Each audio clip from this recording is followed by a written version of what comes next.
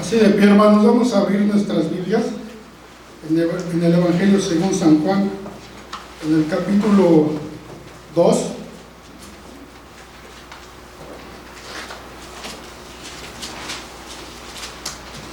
Versículos del 1 al 11.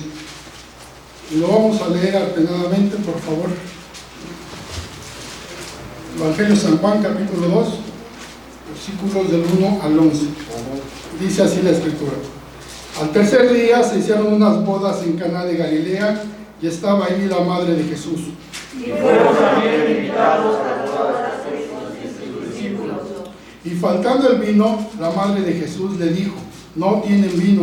Jesús le dijo: ¿qué tienes conmigo, mujer? Aún no ha venido mi hora. Su madre dijo a los que servían: haced todo lo que él os dijere.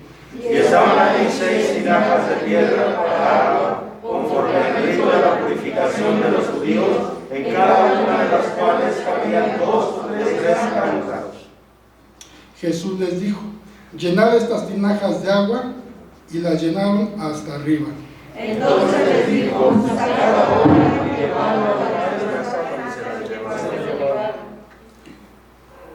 Cuando el maestresala probó el agua hecha vino, sin saber él de dónde era, aunque lo sabían los sirvientes que habían sacado el agua, llamó al esposo. Y le dijo: todo hombre sirve primero el buen vino, y cuando ya han bebido mucho, entonces el inferior, mas tú has reservado el buen vino hasta ahora. Juntos, este principio de señales hizo Jesús en Caná de Galilea, y manifestó su gloria, y sus discípulos creyeron en él. Después, amén. Vamos a orar. Bendito Dios y Padre Celestial, en esta mañana nos gozamos de estar juntos en la comunión de los santos, por causa de tu nombre, por causa de tu salvación, porque si bien fuera para nosotros estaríamos disfrutando o gozando de otras cosas, pero nos has llamado, Señor, para honrarte y glorificarte por la obra que has hecho en nuestros corazones, porque has producido en nosotros arrepentimiento genuino para reconocerte como Señor, como Salvador y dador de vida eterna. Gracias, Señor, por esta mañana. Te rogamos que en el nombre de Jesucristo también bendigas a nuestros hermanos que han de venir y a los que están enfermos, que les dé salud. Te pedimos que tu Espíritu Santo nos asista, nos ayude, Señor, para entender tu palabra, que aplique tu palabra a nuestro corazón y que salgamos a demostrar en quién creemos, a glorificar tu nombre en el mundo, en tu mundo, en tu reino, donde nos movemos, y que demos testimonio de la verdad, de la luz y de la vida. En el nombre de Jesús oramos. Amén. Amén. Pueden sentarse, hermanos.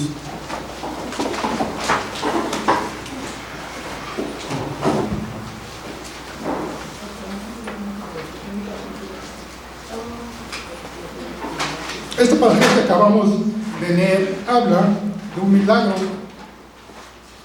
pero concentrarnos solamente en esto es como pensar que la única misión de Cristo es la de resolver los problemas en los que nos metemos, como si el maestro fuera el genio de la lámpara de Aladino, que está listo a cumplir cada uno de nuestros deseos. Pero nuestro Señor Jesucristo vino para restaurar lo que se había perdido.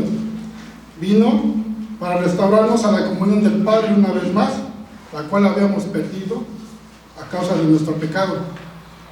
Debemos entender, hermanos, que la vida cristiana no es un pietismo total, ni siquiera un ascetismo. La vida cristiana es integral. No hay aspecto de nuestra vida en el que Cristo no deba tener el total y absoluto control. Por eso la presencia de Cristo en la boda de Caná es una manifestación de ese oficio restaurador de la totalidad de la vida. Y esto lo vamos a ver en la exposición que vamos a ir desarrollando. De manera que nuestra proposición para hoy es que debemos considerar este pasaje de la siguiente manera. En primero, detallar la ocasión de la fiesta. En segundo lugar, surgió el problema de la falta de vino. En tercero, la solución del problema. Y en cuarto lugar, el resultado de esa solución y lo que a nosotros concierne. Recuerden que estamos en el calendario litúrgico de la vida de nuestro Señor Jesucristo en el tiempo de la Cuaresma, de su manifestación, ¿sí? Pero vayamos al primer punto. Dice, con respecto a la ocasión, el mismo pasaje que acabamos de leer nos va guiando y nos va mostrando que había una fiesta, una boda en Caná de Galilea, y dice enfáticamente que en esa boda estaba ahí la madre de Jesús. Pensamos y creemos que probablemente se trataba de algún familiar o de algún pariente cercano o amigo cercano de la familia. Pero también menciona que Jesús fue invitado a la boda junto con sus discípulos. Tomemos nota de todo el contexto, hermanos. Visualicemos esa imagen. Estaba en una casa, ¿sí? La boda no se celebró en un templo, no la presidió un rabino. Entonces, ¿por qué nosotros celebramos bodas en los templos y las preside un pastor? ¿Cómo es que vamos transformando las cosas? Las bodas son un asunto familiar. Es un asunto que les compete a los novios, a los padres de los novios y también a los novios. Y como asunto comunitario, habría invitados en buena amistad cristiana. La ocasión de la boda de Caná puede incluso motivar muchas preguntas. ¿Cómo fue la boda? ¿Quiénes eran los novios? ¿Cómo iban vestidos los novios? ¿Quiénes eran los padres de los novios? Etcétera. La verdad es que la Biblia nada nos dice al respecto.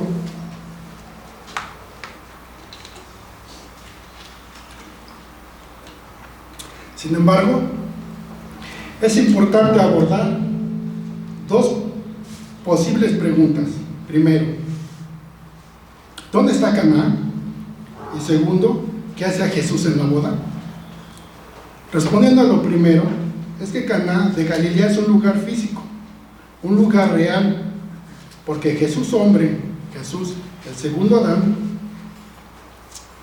era de carne y hueso y se movía entre hombres de carne y hueso y se manifestaba en la sociedad, en el hogar, en la familia y en su comunidad. Así que Caná sí existía, fue una ciudad, pero ¿dónde estaba ubicada? Es un poquito difícil para nosotros hoy ubicarla, y sobre todo porque en Israel existieron varios lugares con el mismo nombre de Caná. Y aunque la Biblia es clara en situar en Galilea, aún así es difícil ubicar con precisión el lugar. Lo único que sabemos es que Galilea estaba al norte de Israel. En la actualidad Israel está dividido en 6 distritos: norte, central, sur, Haifa, Jerusalén y Tel Aviv. Y es en el distrito norte donde los historiadores y geógrafos modernos coinciden en ubicar la antigua ciudad de Caná de Galilea, en un punto medio de este distrito, a unos 12 kilómetros de la ciudad de Nazaret, y con el nombre de Afa Caná. Respecto a la segunda parte, ¿qué hacía Jesús en una boda? ¿No se supone que el papel principal de Jesús era estar con los pobres y con los enfermos? Esta respuesta puede tener 2 partes. Primero, estaba ahí porque lo invitaron. Era un invitado más.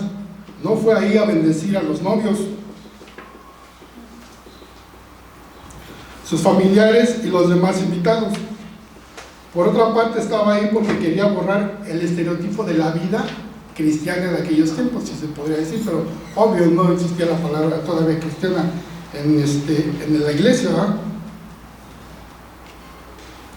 Aunque en ese tiempo no existía, su equivalente sería del pueblo o pueblo del pacto, ¿sí?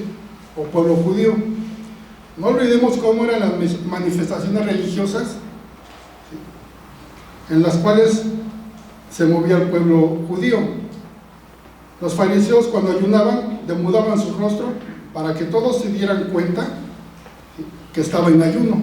Por eso el Señor Jesucristo les dijo: cuando ayunéis, unge tu cabeza y lava tu rostro, para no mostrar a los hombres que ayunas, sino a tu Padre que está en lo secreto. En otras palabras, el Señor Jesús les estaba diciendo: cuando estés en ayuno y eres invitado a una fiesta, luce alegre, luce jovial, porque la vida es integral, incluye la alegría y el gozo, y el ayunar no era para opacar la vida. Eso era lo que el Señor Jesús estaba haciendo, reconciliando, como dice Colosenses, todas las cosas. Pasando al segundo punto, dice: surgió el problema de la falta de vino. Debemos reconocer que no todo en la vida se desarrolla conforme a lo planeado, en la armonía que quisiéramos que sucediera, o en esta boda no fue la excepción. Todo parecía marchar bien, como también pasa cuando los novios, los que hacen todo en orden, después de plantear su boda con un año o varios años de anticipación, y conforme se acerca la fecha, empiezan a haber cambios, y empieza a ver que ya no les alcanza lo que en verdad tenían destinado para lo que iban a hacer. Y aquí en lo que nos compete, en esta boda, les surgió un problema en el banquete. Pero en los comensales seguía la algarabía, no sabía lo que estaba sucediendo con el vino. Normalmente este tipo de problemas solo se sabe entre los anfitriones y su núcleo más cercano, que incluye a los que servían a las mesas también. Y de este problema se enteró la madre de Jesús y le dijo: no tienen vino. ¿Cómo se solucionó en la providencia del Señor? La respuesta nos la da el punto 3, la solución al problema. Jesús estaba allí, Cristo el Señor del universo. Todo el mundo sigue en su marcha sinfónica porque su Creador la sustenta y la dirige. Ustedes saben que el milagro sí existió, está escrito. Cristo convirtió el agua en vino. Es muy claro el texto de Juan 2:7-10. Estamos frente a un milagro, y con todo ello no falta quien objete ese milagro. Algunos dicen, por ejemplo, que no hubo tal milagro, que lo que pasó es que había asientos de un vino anterior, y con la mezcla del agua quedó con sabor a vino. Pues ubicamos el texto, claramente el pasaje mismo dice que esas tinajas no eran usadas para vino, eran usadas para el rito de la purificación, donde se lavaban las manos, así que no tenían residuos de vino. Otros afirman que las uvas caídas en la tierra, al desintegrarse y con la acción del sol, le dan cierta coloración al suelo, y así pasó con las tinajas. Dicha coloración las atravesó y le dio el agua aspecto de vino. Pero ese proceso de desintegración de las uvas y después de la osmosis a través de la pared de las tinajas tardaría muchos años.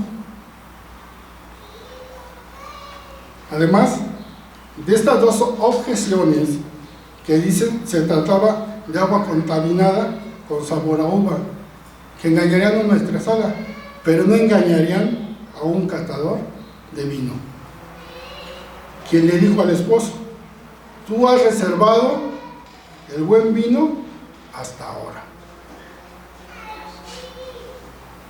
Pues hay algo más, hermanos. Nosotros tenemos que ver la Escritura en todo a la luz de la misma Escritura, ¿sí?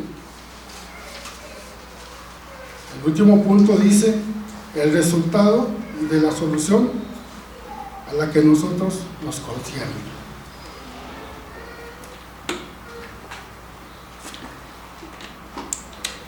Como ya vimos, la solución a la falta de vino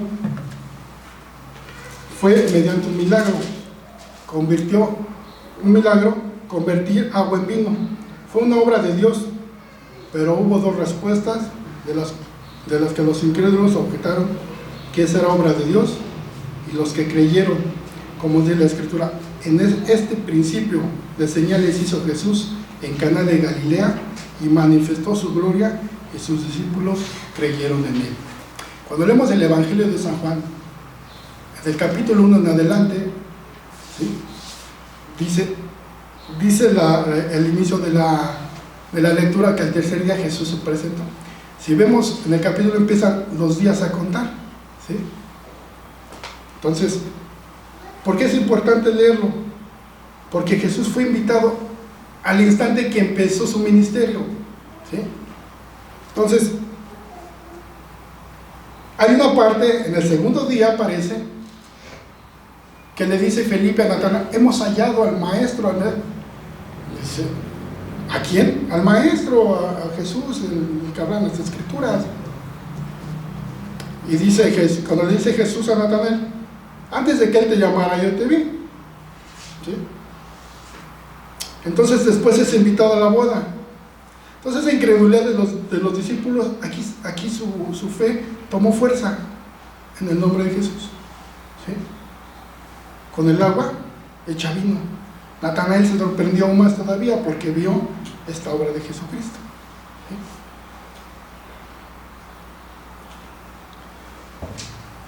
Así que la pregunta aquí es: ¿cómo usamos las obras de Dios? Nuestro catecismo mayor nos da una respuesta a estas obras de Dios. Es la pregunta 112. Y responde con el texto de Job 36:24. Acuérdate de engrandecer su obra, la cual contemplan los hombres. ¿Sí? Los incrédulos detienen con injusticia la verdad al no conocer a Dios, que cada día se manifiesta en sus obras. Pero nosotros debemos engrandecer a Dios en sus obras al contemplarlas, en la salida del sol, en tener aire que respiramos, el escuchar los latidos de nuestro corazón, y muchas cosas más, hermanos. Y alabar a Dios por su eterno poder, que se hace visible en toda su creación y en su providencia cada día para conservarnos la vida. Eso es lo que, la seguridad que les dio Jesús cuando transformó el agua en vino. Y como buenos discípulos, o como discípulos que somos del Señor, creemos que sus obras son poderosas, ¿sí? Porque hoy nos levantamos y nos prestó la vida para reunirnos en el día de reposo, ¿sí?, para alabarlo de todo lo que hicimos en la semana, aún en la adversidad que tenemos todos los días, ¿sí? Yo creo que cada uno de nosotros sabe lo que pasa todos los días en el trabajo, ¿sí?, en la salud,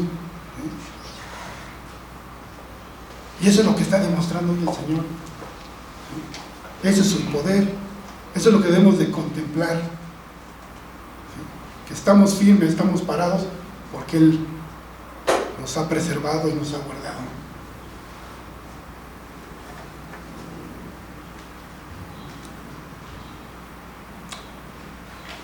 Concluyamos, hermanos, señalando primeramente a través de su milagrosa intervención en las bodas de Caná, Jesús demostró que Él es el Dios del pueblo de Israel y que no fue un mero filósofo con ciertas reflexiones interesantes que quedaron en la historia, porque Jesús es el camino, es la verdad y la vida, y nadie llega al Padre sino por Él. Por otro lado, este pasaje conlleva otras enseñanzas en algunos contrastes que distinguen a Cristo como el restaurador de la creación. Un primer contraste con Adán, quien tuvo una vida matrimonial con Eva, contando con la bendición de Dios, esto antes de la caída en el pecado. Pero después de la caída, ¿qué pasó, hermanos? ¿Qué nos dicen las Escrituras? ¿Qué vemos? Vemos a Lamec, que tomó dos mujeres, Ada y Sila, ¿sí?, y vino la poligamia. lo cual fue como resultado del pecado, y no era el orden establecido por Dios para el matrimonio. La presencia de Jesús en la boda de Caná era señalar dicho orden, restaurar el buen orden de Dios para este aspecto de la vida, y ya no más poligamia o rapto de muchachas que se habían robado. Esa era la costumbre de aquellos tiempos, y creo que todavía hay, ¿no?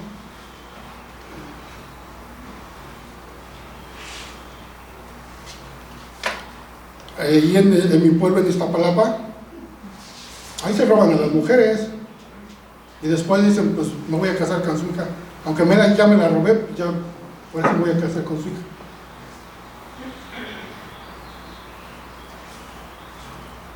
Otro contraste lo vemos con Juan el Bautista en el desierto, vestido de pelo de camello, ceñido con un cinto de cuero y alimentándose de langostas y miel silvestre, indicando con ello el estado de pecado y de miseria del hombre, comparada con Cristo en la boda de Caná, en medio de la algarabía, con buena comida y buen vino, indicando la vida que Cristo vino a restaurar. El Mesías es también el restaurador del orden cósmico. Así fue prometido por Jehová en voz de su profeta y se cumplió. Así dice Jehová: en tiempo aceptable te oí, y en el día de salvación te ayudé, y te guardaré, y te daré por pacto al pueblo para que restaures la tierra. ¿Qué dice Juan 3:16? Porque de tal manera amó Dios al mundo. También, con ese evento de la boda de Caná, las Escrituras nos enseñan que el Señor aprueba el gozo, aprueba la alegría de una boda que se lleva a cabo en el buen orden establecido, y que Él bendice como desde el principio, cuando instituyó el matrimonio. El estar en esa boda, con su intervención milagrosa, manifestó su gloria, demostrando que Él es el Señor soberano de la creación y que no existe centímetro cuadrado de nuestra vida que Él no reclame como suyo.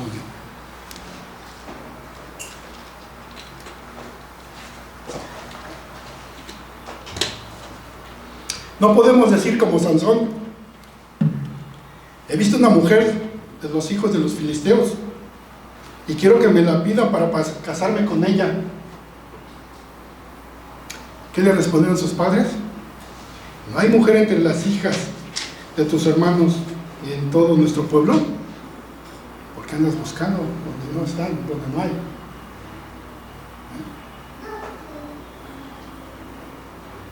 Pero Sansón, ¿qué dice la Escritura? Se aferró y obtuvo esa mujer. ¿Y qué aconteció?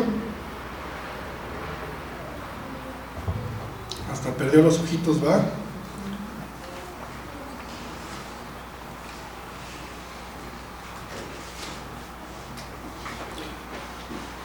De todo daremos cuenta a Dios, incluidas nuestras relaciones sociales. No todos pueden ser nuestros amigos. Con todos sí debemos ser respetuosos y amables, pero no todos pueden ser amigos. No con cualquiera podemos tener un noviazgo para comprometernos en matrimonio. El Señor aprueba nuestras relaciones sociales. La vida del ermitaño no fue invento de las Escrituras. Dios nos creó para vivir en comunidad, pero siempre, por supuesto, en relaciones sociales que estén de acuerdo a los principios de la voluntad divina expresada en las Escrituras. Cristo es el único que tiene la autoridad para decirnos cómo hacer las cosas. Nosotros no debemos hacerlas como lo hacen los hombres incrédulos, sino como Dios quiere que se hagan. Recordemos lo que el Maestresala dijo: todos los hombres sirven primero el buen vino y dejan para después el vino de más baja calidad, porque los hombres están acostumbrados a engañar y a engañarse a sí mismos.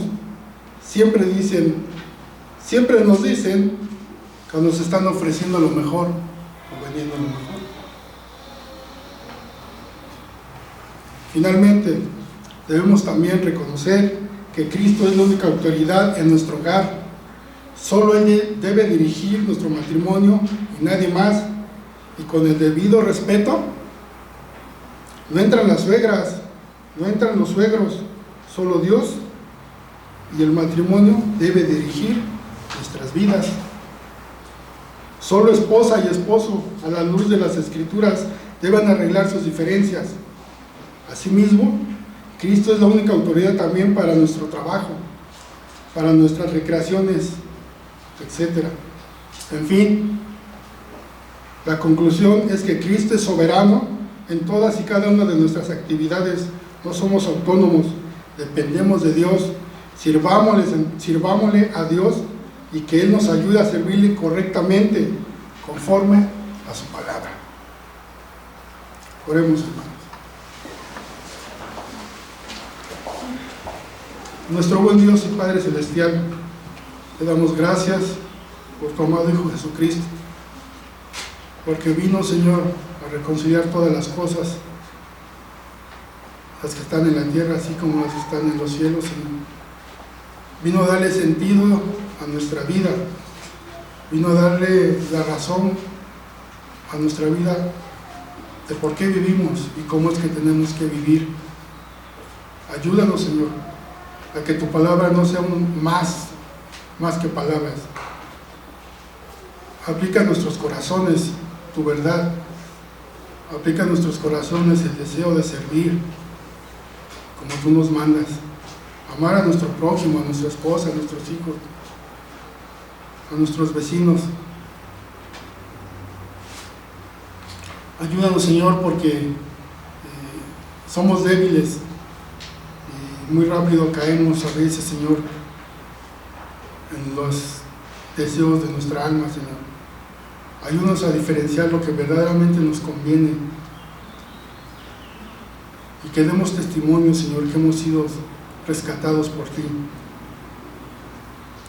Gracias, Señor, por tu palabra, porque es perfecta. Gracias porque es riquísima en conocimiento, Señor.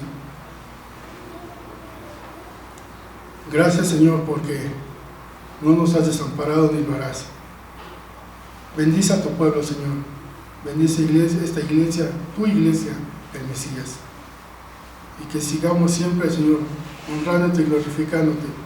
Y que sigamos siempre, Señor, reuniéndonos por amor de tu nombre, por nuestros hermanos y compañeros. En el nombre de Jesús. Amén. Amén.